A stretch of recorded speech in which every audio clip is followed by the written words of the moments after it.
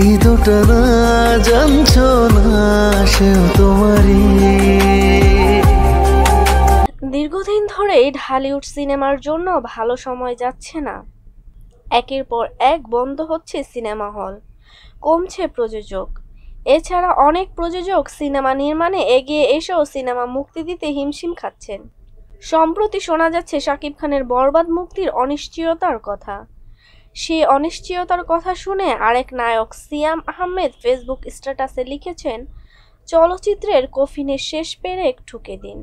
Cinema নিয়ে একজন অভিনয় শিল্পীর সংগ্রামের গল্প বলতে গিয়ে সিয়াম লিখেছেন, একজন অভিনেতা হিসেবে আমি জানি এক একটা সিনেমার পেছনে কত মানুষের স্বপ্ন লুকোনো থাকে।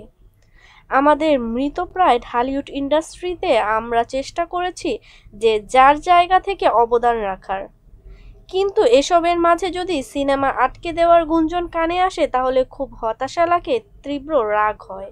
2 দিন ধরে শাকিবের বরবাদ সিনেমার মুক্তির অনিশ্চয়তা নিয়ে অনেক কথাই হচ্ছে, তবে শেষ পর্যন্ত প্রযোজক আশাবাদী সিনেমাটি ঈদে মুক্তি দিতে চান।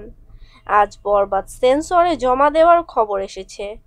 সেই সিনেমা নিয়ে সিয়াম গতকাল রাতে লিখেছেন, একটা সিনেমা আটকে দেওয়া মানে কতগুলো স্বপ্নকে আটকে দেওয়া। বরবাদ আমরা সিনেমা হলে দেখতে চাই। ঈদে মুক্তির অপেক্ষায় রয়েছে সিয়ামের জঙ্গলি। নিজের সিনেমার প্রচারণায় ব্যস্ত এই নায়ক। এর মধ্যে তিনি চান নিজের সিনেমার সঙ্গে অন্য সিনেমাগুলিও মুক্তি পাক। সিয়াম লিখেছেন, এই ঈদে দর্শক জঙ্গলি, বরবাদ, দাগি, চক্কর 302, জিন 3 দেখতে সিনেমা হলে ভিড় করুক।